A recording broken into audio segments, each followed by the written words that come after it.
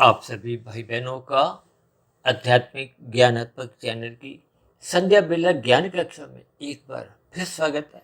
आज की चर्चा का विषय है हार से सबक। देखिए, साधारणतः हार शब्द को हम एक काले रंग से दर्शाते हैं।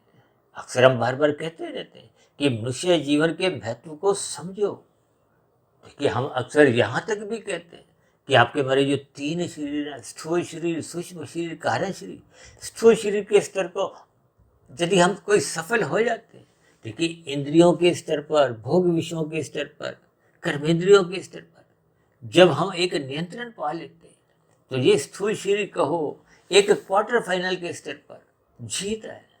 अक्सर मैच के दिनों में देखिए, आप ये क्वार्टर फाइनल, सेमीफाइनल, फाइनल की स्थितियों से आप अवगत ही है। उसी स्थिति से अक्सर हम बार बार कहते रहते हैं, मिले हुए जीवन में जीत हासिल करो। जीत का भी अभिप्राय आरंभिक स्तर पर, भौतिक स्तर पर तो सफलता से दिया जाता है, लेकिन आध्यात्मिक स्तर पर इन सभी स्थितियों को जीत से एक आध्यात्मिक उन्नति से जोड़ा जाता है। यानी कि आप और हम मिले हुए जीवन में शुद्ध कमाई करें। शुद्ध कमाई करने का अभिप्राय आपके हमारे कार्य शरीर में शुभ संस्कार बनने से है। ये जो कर्म योग, ज्ञान योग, भक्ति योग की स्थिति है, यानी कि जब आपके हमारे जीवन में आध्यात्मिक उन्नति की क्रमशः दरवाजे खुलते जाते हैं। लेकिन फिर भी यदि जीवन में हम जीत हासिल नहीं भी कर सकते, तो फिर हम कभी कभी देखिए असफल होते हुए उस हार से भी अपना एक सबक लेते हैं। इसलिए तो आज हमने हार से सबक शब्द को सफेद रंग से दर्शाया, क्योंकि जब मनुष्य देखिए अपनी एक स्थितियों के, एक प्रयासों के परिणाम के ऊपर चिंतन करता है कि कहाँ मेरी कमजोरी हुई थी, कहाँ मैंने एक गलती की थी। देखिए, जब मनुष्य गलतियों पे विचार नहीं करता, देखिए परिणाम जब भी आते हैं, उन परिणामों पे आपको हमें विचार करना चाहिए। जिसको कहते हैं ना, शिक्षा लेनी चाहिए, एक नसीहत लेनी चाहिए, एक प्रेरणा लेनी चाहिए। जब इन सभी स्थितियों पर हम सकारात्मक भाव से चिंतन करते हैं, तो फिर वो निश्चित रूप से आपकी हमारी सात्विक स्थिति मजबूत होने लगती है। क्योंकि सात्विक स्थिति मजबूत होने पे वो हार देश बेर में वो कहीं ना कहीं जीत के ही एक बीज डलने लगती है। क्योंकि जब मनुष्य पुरुषार्थ करता है, सही दिशा में चलता है, अक्सर आपने देखी युवा वर्ग में, विद्यार्थी जीवन में भी कुछ कभी कभी ऐसी स्थितियां देखी होंगी कि मनुष्य हार पर ही अपने जीवन में निराश हो जाता है। यह निराश होने का अभिप्राय देखिए तामसी स्थिति से है।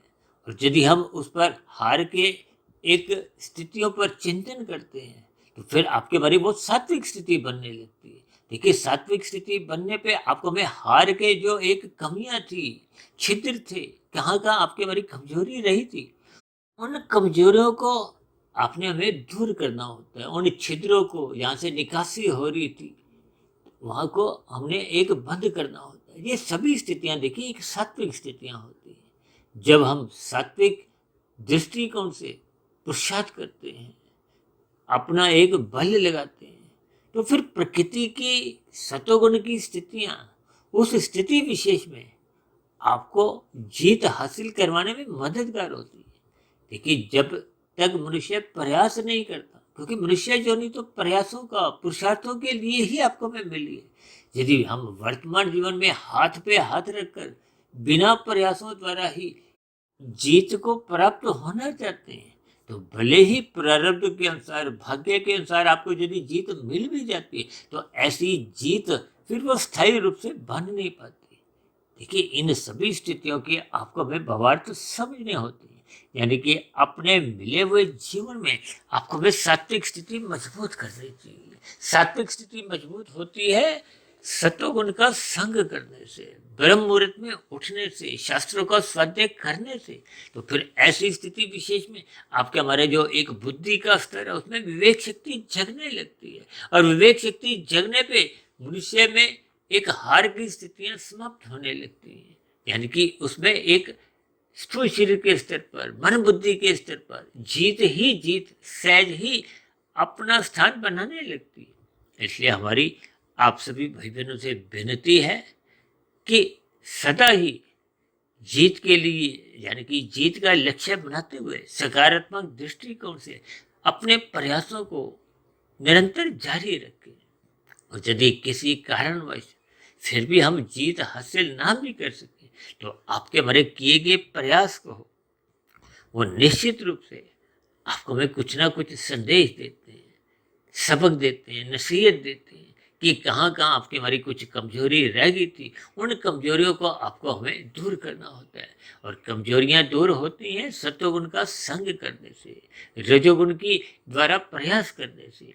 अन्यथा यदि मनुष्य सत्वगुण जगाता नहीं है, रजोगुण में प्रयास नहीं करता, तो फिर निश्चित रूप से ये तमोगुण की आलस्य की स्थितियां या भाग्य की स्थितियों पर ही मनुष्य आश्रित होने लगता है, जिसके फलस्वरूप भले ही अस्थायी रूप से किसी कारणवश उनको जीत हासिल लग भी जाए तो वो ऐसी मिली हुई जीत भी एक लंबे समय तक बनी नहीं रहती। यदि मनुष्य निरंतर प्रयास अपने निरंतर सात्विक दृष्टिकोण से करता रहता है तो मिली हुई हार से भी सबक लेते हुए वो देर सवेर जीत को ही प्राप्त होता है। आपका हमारा स्थूल शरीर के स्तर पर आपको हमें सफलताएं मिलती हैं, मन बुद्धि के स्तर पर सात्विक स्थिति मजबूत होती है, विवेक शक्ति जगने लगती है, जिसके फलस्वरूप आपके हमारे कार्य शरीर में भी शुभ संस्कार बनने लगते हैं। ये बने हुए शुभ संस्कार देर सवेर आपके हमारे कार्य शरीर को क्रमशः शुद्ध करते जाते हैं। शुद्ध कारण शरीर होने से फिर आत्मा के स्तर पर सहज ही ज्ञान में स्थिति जो एक आत्मा की मूल स्वरूप है उसमें हम लौटने लगते हैं। तो फिर ऐसी स्थिति में वो आत्मा का परमात्मा से भी एक सजातीय संबंध होने के कारण परमात्मा की सुमुखता भी बनने लगती है। और परमात्मा की सुमुखता बनते ही आपको में आध्यात्मिक स्तर पर आनंद की झलकें मिलती हैं और भौतिक स्तर पर जीत की ही स्थितियां सहज ही आपके कदम चूमती है। तो ऐसी सभी सात्विक शुभ स्थितियां हम सभी भाई बहनों के जीवन में भी निरंतर बनती जाएं। इन्हीं शुभकामनाओं के साथ आज की चर्चा विशेष को यही विश्राम देते हैं। कल सुबह फिर मिलते हैं ब्रह्म मुहूर्त ज्ञान उपदेश कक्षा में। तब तक आप अपने आध्यात्मिक मित्र सुधीर भाटिया फकीर को इजाजत दें। आप सभी भाई बहनों को बहुत बहुत शुभ रात्रि और जीवन में जीत हासिल करने के लिए ब्रह्म मुहूर्त में उठने के लिए मेरी ओर से बहुत बहुत शुभकामनाएं। अब चर्चा विषय को यही विराम देते हैं। फिर भी चर्चा संबंधित आपके मन में कोई प्रश्न उठ रहा हो, कोई मेरी कही गई बातों पर आपको किसी प्रकार की कोई आपत्ति हो, शिकायत हो, तो आपके प्रश्नों का, सुझावों का और शिकायतों का नीचे दी गई कमेंट्स बॉक्स पर और प्रश्नोत्तर ज्ञान कक्षा में सदा ही स्वागत है। चर्चा विशेष को ध्यानपूर्वक सुनने के लिए आप सभी भाई बहनों का बहुत बहुत धन्यवाद।